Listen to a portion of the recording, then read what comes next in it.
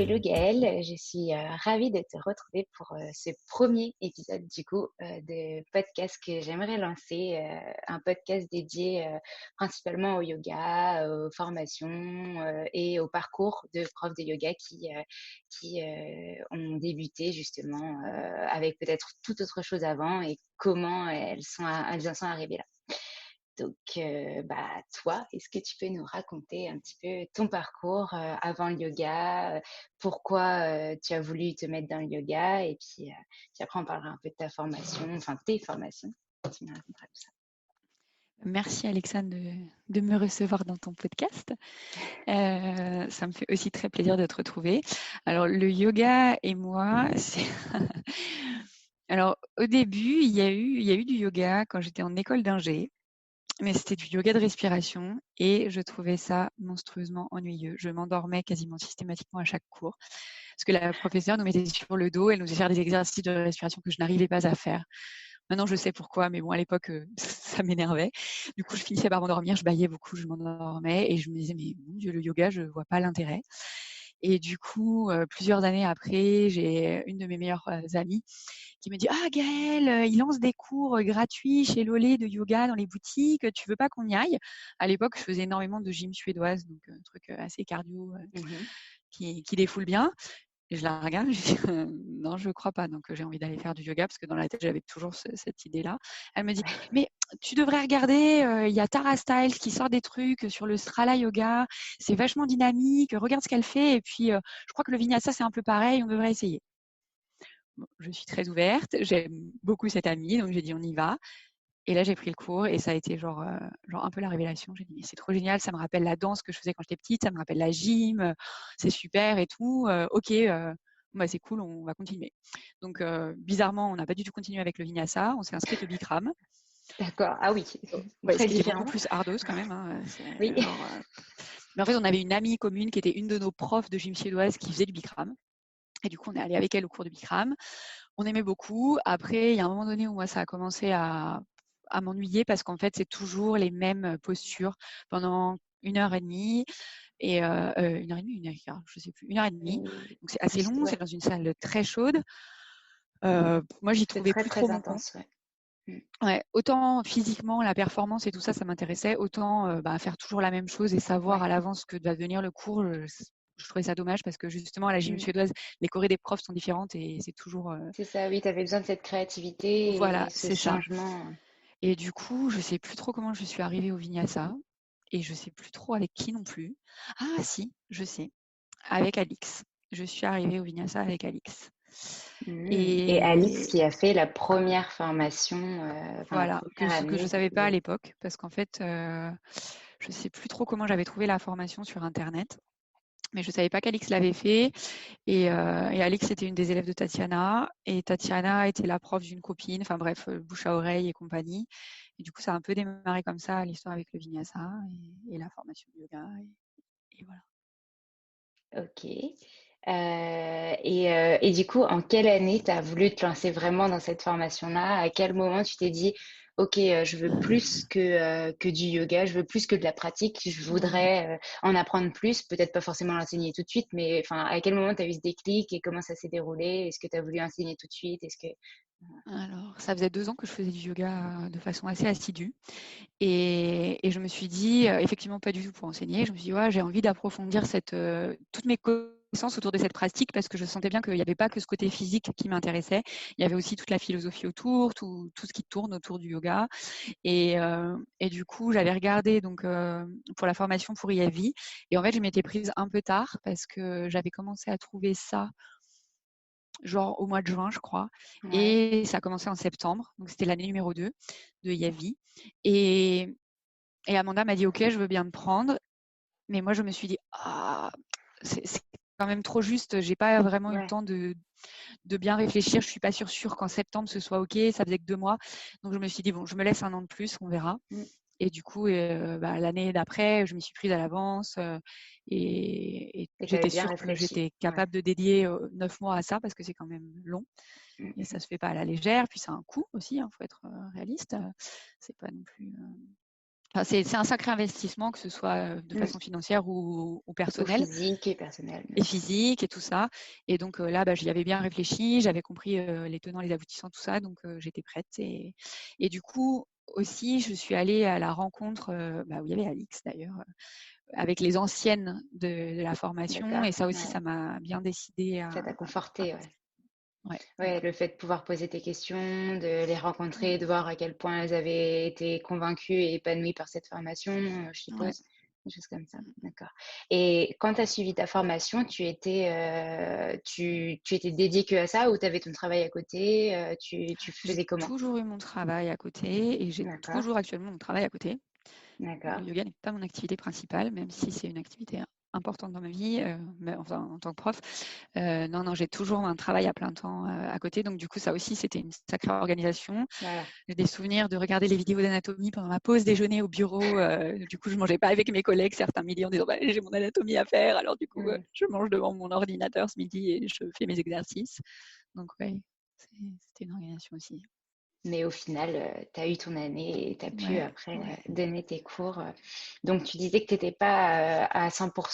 Comment tu t'organises, depuis enfin, je suppose que ça a beaucoup évolué depuis que tu es formée et depuis jusqu'à aujourd'hui. Comment tu as pu t'organiser au départ? Comment tu t'es dit: «Je vais pouvoir développer mon activité à côté de mon boulot, j'ai vraiment envie de le faire enfin, combien de temps par semaine?» et cetera. Enfin, voilà. Alors, au tout début, donc comme je te le disais déjà, je voulais pas du tout enseigner. J'étais vraiment très catégorique là-dessus. C'était juste pour ma culture personnelle et tout. Et puis c'est vrai qu'au fur et à mesure de la formation, quand j'ai commencé à voir, déjà même sur moi tous les bénéfices qu'avait le yoga, je me suis dit mais je peux pas garder ça pour moi en fait. Enfin, il faut que j'en fasse aussi profiter le reste du monde, quoi. D'apporter ce bien-être aux gens, c'est tellement important. Enfin, dans la société dans laquelle on vit, je pense qu'on en a tous besoin de cette petite bulle, et de prendre du temps pour soi et de se faire du bien et tout ça et pas juste se défouler comme n'importe quelle activité sportive. Enfin, je trouvais qu'il y avait quand même quelque chose, autour et du coup, j'ai été diplômée en juin. En juillet, je me suis dit: «J'ai qu'à essayer de donner des cours en plein air. Je loue pas de salle, on verra bien si ça fonctionne» et en fait, j'avais, une communauté pas du tout yoga sur mes réseaux sociaux qui était une communauté tricot et qui Oui, était on en assez parlera importante après. parce que j'organisais, pas mal de rassemblements, côté tricot et je me suis dit: Je vais leur proposer, on verra bien» et les gens ont suivi. Ça a été un peu fou. J'ai eu des amis, mais assez peu finalement et c'était surtout des gens de ma communauté tricot qui se sont mis au yoga comme ça et qui sont devenus mes élèves et vu que ça prenait bien, il y a un moment, je me suis dit: le mois de septembre arrive, il commence à faire moins beau, il va falloir trouver un endroit». Donc j'ai pas mal, eu de déboires pour trouver une salle parce que c'est très compliqué à Paris de trouver une salle, surtout un horaire qui Où tout convient le au monde est plus grand nombre, dispo. c'est-à-dire Ouais. 19h, 20h un mercredi. Donc, mais après quelques déboires, j'ai fini par trouver une salle en fixe et du coup, j'aime même à nouveau maintenant, mais il y a eu des changements. C'est mon cours du mercredi 19-20h que j'ai en fixe. Ça depuis Mmh. toujours. Et il y a eu une période où j'ai donné des cours en plus le lundi, mais en fait, ça faisait trop parce que mon travail, il est à plein temps et à un moment, je ne peux pas tout faire. Ouais. Et du coup, j'ai gardé que le cours du mercredi en fixe. Bon, après, avec le confinement, du coup, je donne d'autres cours dans la semaine, mais Ouais. c'est pas pareil. Et donc, du coup, tu nous disais, passionné par le tricot, passionné par aussi d'autres choses, parce que le tricot, c'est une grande part aussi chez toi. Tu organises des événements, donc tu as ta communauté. Donc, avant le yoga, il y avait encore autre chose. Il y avait une passion pour le tricot qui est restée. Et donc, ça fait un espèce de combo. Mais j'ai remarqué aussi que tu étais pas mal à l'écoute de tout ce qui était cycle lunaire, oracle, etc. Est-ce que tu peux nous parler de ces deux côtés-là, le tricot d'un côté, les oracles, les cycles lunaires de l'autre? Comment tu fais le lien entre les oracles, le yoga? Est-ce qu'il y a un lien ou est-ce que tu l'utilises pas du tout? Enfin voilà, raconte-nous un petit peu tout ça.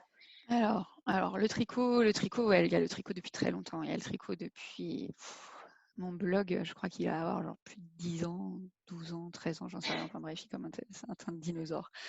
C'est un dinosaure de blog. Et c'est vrai que c'est quelque chose qui me passionne depuis longtemps. C'est ma grand-mère qui m'avait appris. J'avais un peu laissé tomber parce que quand j'étais toute petite, après, en grandissant, j'avais moins d'intérêt. Je l'ai repris. Et c'est vrai que c'est quelque chose que j'adore parce que ça me détend énormément. Donc avant le yoga, il y avait ça qui me détendait en fait. C'était un élément très important dans mon bien-être personnel, dirons-nous, au-delà de la réalisation de choses concrètes qu'on peut porter. Et c'est vrai que oui, j'avais commencé à mettre en ligne des vidéos sur YouTube pour apprendre le tricot aux gens qui n'avaient pas la chance comme moi d'avoir quelqu'un dans leur entourage pour leur montrer. Et donc voilà, le tricot c'est tout ça, c'est toute cette communauté sur Internet autour du tricot.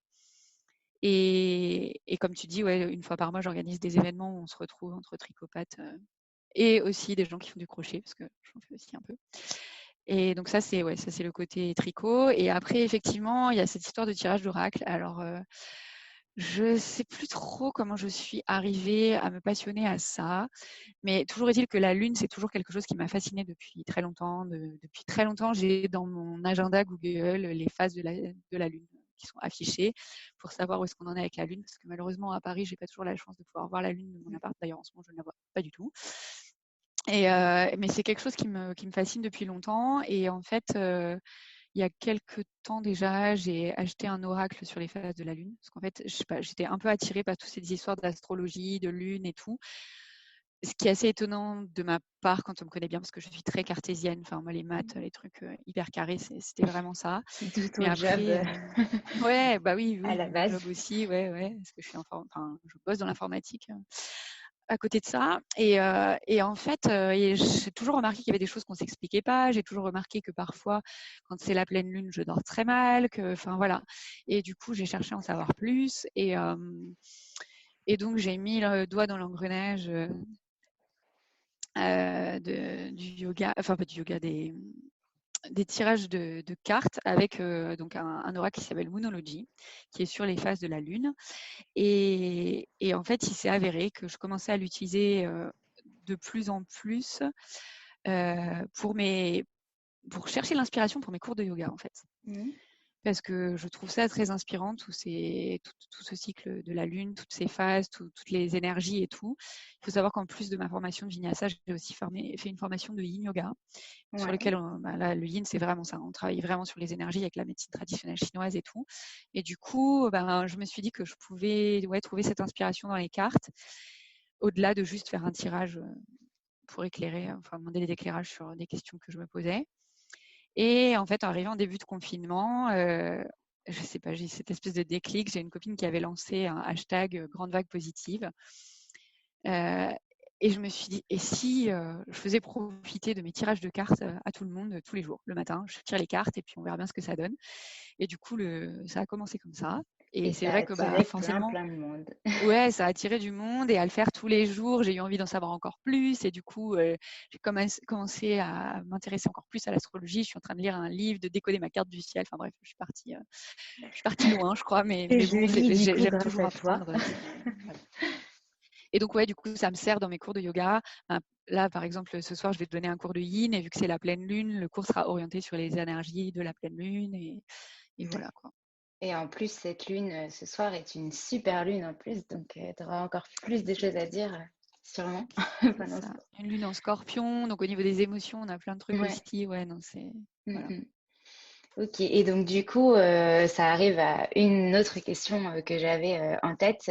On est en pleine période un peu bizarre pour tout le monde et notamment pour le monde du yoga qui a dû se réorganiser totalement pour les Mhm. cours parce que les studios ferment et que c'est plus possible d'enseigner à des gens directement, d'être proche d'eux, etc.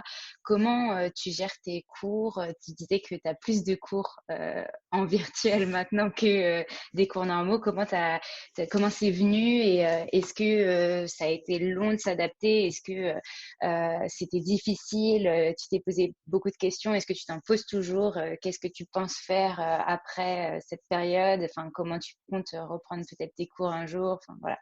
Explique-nous un peu comment Alors tu te ouais, sens. il y a eu plein de questions, il y en a toujours, ça c'est clair, parce que on est sans cesse à se réinventer pour faire face à ce qui nous arrive et qui ne peut pas être prédit à l'avance, donc on s'adapte beaucoup. Alors au début, déjà, il y a 2 problématiques qui étaient importantes pour moi. D'une, j'adore donner mes cours, j'adore les contacts avec mes élèves et c'est quelque chose dont j'ai besoin. Enfin, mon cours du mardi, c'est des élèves qui me suivent depuis bientôt 3 ans, donc on a quand même un lien qui est très fort. Enfin, voilà.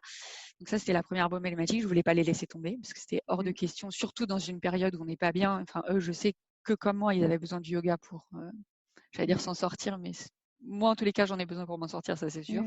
Eux, peut-être pas autant, mais en tous les cas, ils C'est en avaient peut-être pas besoin. quelque chose que quelqu'un qui fait pas de yoga peut comprendre, mais au final, quand on est dedans, en effet, c'est quelque chose qui a une vraie symbolique de se dire s'en sortir grâce au yoga, se faire du bien, essayer de Ouais, un peu lâcher prise. Et ce qui est c'est difficile ça. aussi en ce moment, pas penser au futur, pas penser au passé, essayer juste de vivre l'instant et de travailler ça en fait avec tes élèves et de voir que finalement ça peut au moins pendant 1 heure dans la semaine leur faire un petit C'est peu de ça. bien.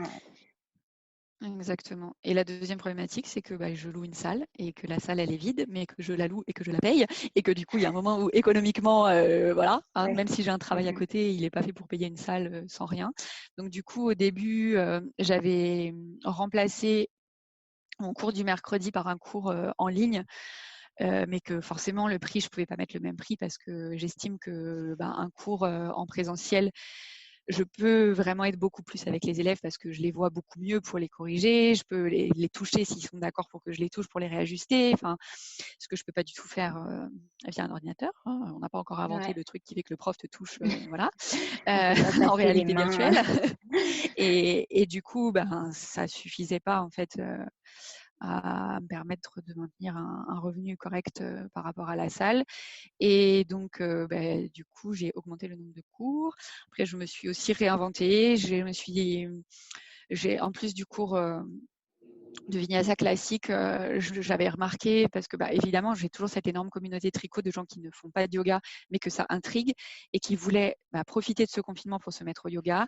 Et mon cours du Vinyasa du mercredi, il n'est pas fait pour les gens qui n'ont jamais fait de yoga. Pour des débutants, oui, mais qui ont déjà un minimum de cours avec eux. Et du coup, j'ai mis en place des cours pour débutants complets en Ouais. tout petit groupe. On fait ça sur WebEx et on prend vraiment le temps de construire toutes les bases pour qu'après, ils puissent, s'ils le souhaitent, accéder aux cours du mercredi de façon plus, Plus autonome, plus autonome, en avec des ayant les bases. bonnes bases et en sachant comment se positionner dans les cours et quels accessoires utiliser aussi pour les aider.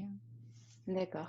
Cours. Voilà. Super. C'est bien, enfin, de pouvoir proposer aussi à des gens de découvrir le yoga autrement. J'imagine que tu as peut-être eu aussi des retours dans le sens où les élèves se disent, en fait, je suis chez moi, je suis dans un endroit safe et finalement, j'aurais peut-être envie de découvrir autrement le yoga et de m'ouvrir à une nouvelle discipline que j'avais pas envie d'aller faire parce que finalement, C'est à ça. Paris, on met beaucoup de temps à aller au cours. Enfin, si on n'habite pas à côté du Oui. cours, finalement, on met rapidement 30 minutes à y aller et 30 minutes à revenir. Du coup, en fait, ça te C'est prend quand ça. même 2 heures dans ta journée minimum, quoi. Et au final, c'est un bon moyen de se dire je me mets à une nouvelle discipline, je découvre cette discipline et au final je suis chez moi donc j'ai 5 minutes avant à cliquer sur un bouton, je me connecte et hop en fait c'est parti. C'est ça. C'est vrai Et quand le que cours il est fini, je suis déjà chez moi en fait. exactement, ouais, C'est ça. enfin, Non, pour mais les c'est vrai. profs et Enfin, pour les élèves, c'est un gain de temps aussi mm, vraiment énorme. mm, Et puis, mine de rien, ça te permet de faire quand même d'autres choses, varier les plaisirs, les activités pendant ce confinement, où quand même on voit que pas mal de gens commencent à un peu tourner en rond, surtout notamment à Paris, quand t'as pas de jardin, quand t'as ouais, pas de terrasse, ça c'est peut ça. vite être difficile. Et donc, c'est important aussi de poser ses pensées et de se mettre dans sa bulle un peu le temps d'une heure, même si c'est moins, même si c'est 3/4 d'heure ou une demi-heure, c'est de se poser un peu. Je sais aussi que tu proposes avant le confinement, tu avais aussi sorti des petites vidéos sur YouTube et un espèce d'abonnement où les gens pouvaient Ouais, alors, s'inscrire. Et donc, du coup, ça, tu peux le continuer aussi. Au final, ça te permet de varier un ouais. peu les supports et est-ce que ça fonctionne? Est-ce que les gens, tu vois, un retour qui est plutôt intéressant? Ouais, alors un truc assez fou, donc comme tu disais, ouais, en fait j'ai une plateforme où je vends des programmes clés en main de yoga sur divers sujets et juste quand le confinement est tombé, mon programme sortait le vendredi. On a été confinés le lundi soir. Mon programme était prévu le vendredi. Et en fait, le programme a cartonné, malheureusement, parce que les gens étaient coincés chez eux et que du Ah coup, ouais. ils se sont dit c'est l'occasion de faire Mm. quelque chose. Et pendant le confinement, j'ai construit un autre programme. Et celui-là, je l'ai axé du coup exprès pour les débutants parce que je me suis dit que c'était l'occasion aussi pour les gens qui avaient pas forcément le temps de prendre des cours avec moi ou qui voulaient faire autrement, qui puissent aussi. Et puis c'était quelque chose qui manquait en fait sur ma plateforme. J'avais pas ce cours niveau 0 de je débute complet, Mm. même si les autres cours, je propose toujours des options, mais c'est vrai que si on n'a jamais fait, on est très Ouais. rapidement perdu. Parce que le vinyasa, c'est quand même, pour ceux qui connaissent pas, un yoga qui est dynamique. Et pour être déjà allé plusieurs fois à tes cours, c'est un cours qui est dynamique Très et dynamique, où il oui. y a des postures qui peuvent être aussi parfois très challengeantes. Mm. Très challengeantes. Oula, j'arrive pas à dire le mot. Et donc, du coup, c'est vrai que quand tu es débutant, tu peux vite te sentir oh là là, tout le monde me regarde, oh là là, j'arrive pas à faire la posture, mais je suis nulle. Non, pas du tout. En fait, ça s'acquiert avec le temps et il faut de la pratique. Et justement, c'est bien aussi de proposer un cours qui peut être plus adapté à eux pour qu'ils acquièrent d'abord les bases avant d'entrer dans un cours qui est un petit peu plus avancé. Et justement, une fois qu'ils iront dans ce cours et qu'ils auront leurs bases, ils auront beaucoup moins de mal, ils se dévalueront pas, etc., quoi. Mm. Ah bah, c'est clair, moi j'ai déjà des retours de personnes qui prennent les cours de débutants là, le lundi avec moi et qui m'ont dit bah maintenant elles continuent à prendre les cours des débutants, mais elles viennent aussi le mercredi, elles me disent bah maintenant j'ai mes blogs, je sais comment adapter les postures et du coup ben je prends les options, je sais où je vais, alors qu'au début elles avaient suivi un cours et elles étaient perdues, ce qui Trop est bien. normal parce que ben Mm. comme toute chose, quand on n'a pas les bases, c'est compliqué de débarquer en Ouais. plein milieu Et puis c'est du vrai qu'en sujet quoi. vinyasa, il y a beaucoup de phases dans la pratique. Il y a l'échauffement, il y a les salutations au soleil qu'on fait quand même à chaque pratique. Puis après, tu as le flow où tu inventes un petit peu, tu fais des postures peut-être un peu plus difficiles. Puis le retour au calme. Et donc, c'est pas facile pour un débutant de comprendre la structuration du cours. Quand tu fais ton premier C'est cours de ça, vinyasa, tu te dis, oula, je pars dans tous les sens. c'est ça. C'est vraiment du Mm. yoga, ça, ou pas? Parce que moi, je Ouais, me ouais, souviens, non, mes c'est ça. premiers cours, je transpirais bien, quoi. Ah bah Mm, ouais, c'est clair, mm, hein. mm. Puis en plus, ouais, on peut vite être perdu parce que ça ressemble, même si c'est effectivement une pratique physique que certaines personnes considèrent comme un sport, alors que clairement, c'en est pas un, bah ça ressemble pas à un autre sport et du coup, Mm. ça a ses codes et c'est vrai que moi, je trouvais important de permettre aux gens d'avoir les bases avant de débuter, rien que la Mm. respiration, comment est-ce qu'on respire, Ouais. comment on se positionne, de façon safe aussi parce que bah, on a vite fait de faire n'importe quoi et de se blesser au lieu de se faire du bien, ce qui est quand Mm. même dommage. Donc, Ou d'aller trop en profondeur sur certaines postures parce qu'on voit le prof c'est ça. faire la posture alors que le prof est habitué et que nous non. Mm. Et ça peut Ouais, vite être assez dangereux, surtout en plus dans cette période où tu es chez toi et au final tu te dis c'est bon, je suis chez moi, je suis sur mon tapis, ça va aller. Et bah non, ouais. tu as plus de risques Oui, d'être moins bien échauffé et de justement potentiellement te blesser. Donc ouais, c'est ça. Et puis ça- déculpabiliser les gens aussi. Parce que comme tu le disais, quand on prend son premier cours avec tout le monde et qu'on n'a pas les bases et qu'on se dit ah mais je suis pas doué, je suis trop raide, je suis je sais pas Mm, quoi. Ben, en fait non, on est tous passés par là et justement ces ouais, cours de débutants, c'est pour voir ça aussi. Bah, déjà les gens ils sont entre débutants, donc ils voient bien voilà, que déjà ils faut sont pas tous les seuls ensemble. à être raides, Ouais. à pas savoir se positionner et compagnie. Et ils ont la chance de pouvoir bah, poser des questions pendant le cours, qu'on prenne le Mm, temps ensemble pour décortiquer les choses qui bah, qu'on n'a pas le temps de faire dans un cours mm, classique où on enchaîne et où même si on donne deux, trois tips, c'est quand même pas pareil que de déstructurer tout pour ouais, reposer les bases, quoi. c'est clair. C'est super. Ouais, franchement, enfin, très bonne idée. Puis en plus, si ça marche, ça veut dire que les gens finalement se sont tous trouvés pendant le confinement une passion pour cette discipline. Donc c'est bien. Ça Ouais, veut ça dire que c'est cool. finalement, Surtout tout s'ils le gardent monde peut après, faire. s'ils arrivent à trouver la possibilité de le garder derrière, je pense que Ouais. ce sera très bien. Bah, après, oui, à voir comment plus tard et après comment ça s'organisera. Si est-ce que les cours Mm. virtuels vont perdurer? Est-ce que les cours en studio vont changer totalement? Parce qu'à Paris, avoir Mm. 4 mètres carrés pour chaque personne, ça va être très limité dans les toutes petites salles. Je Ah pense bah notamment puis à la c'est tienne. pas rentable. Tu mets 4 personnes, quoi, Ouais, maximum dans mais ton moi cours. c'est pas C'est rentable. pas Si je vais possible. donner un Bah cours non. pour quatre Ouais, personnes avec le prix de ma salle, c'est pas rentable, donc vaut mieux que je reste chez moi, continuer des cours en c'est virtuel en ça. fait. Donc, C'est ça va être des grosses problématiques et je pense des belles remises en question aussi de notre manière d'enseigner, de la manière du monde de travailler. Et puis à Paris, vraiment, il y aura des grosses questions à mon avis, Et justement, c'est Ah oui. intéressant de voir que pendant le confinement, on a tous un peu réussi à s'adapter et à vivre avec. Oui, Après, c'est c'est sûr ça. que le C'est contact ça. humain, il peut manquer de temps en temps, mais au Ouais. final, pendant tes cours, tu parles avec les gens, ils te posent des questions, donc il y a quand même cet échange. C'est sûr, se voir Oui. en vrai, ça serait plus sympa, mais au Ah ben, moins, on c'est sait sûr. heureusement qu'on a ces technologies qui Oui, nous permettent de c'est garder le sûr, c'est contact. sûr. Ce serait arrivé il y a 20 ans, ça aurait pas été la même affaire, je pense, hein. Ah non, on s'enverrait des lettres. C'est ça. Pour le cours de yoga en Ce virtuel, serait ça marche sympa. moins bien. Ouais, voilà, c'est ça, on aurait pas pu. Bon, en tout cas, merci beaucoup pour cet échange. Est-ce que De tu aurais rien. quelque chose à ajouter, des choses sur lesquelles tu avais envie de parler, d'aborder des sujets? Euh, Non, je crois que tu as fait le tour de la question. Je te remercie. de la C'était très, question très chouette. IRL en grand. Ok, bah, tant mieux si ça t'a plu. C'était une grande première, donc j'espère que ça va continuer et qu'on J'espère aussi. on pourra peut-être se retrouver sur un autre épisode avec d'autres questions avec le après-confinement. On sait jamais. On verra ce que l'avenir nous réserve. Ouais, plein En de tout cas, surprises. merci beaucoup pour tout ça, De pour rien. cette session. Et puis, à très vite. À très vite, Alexandre. Merci.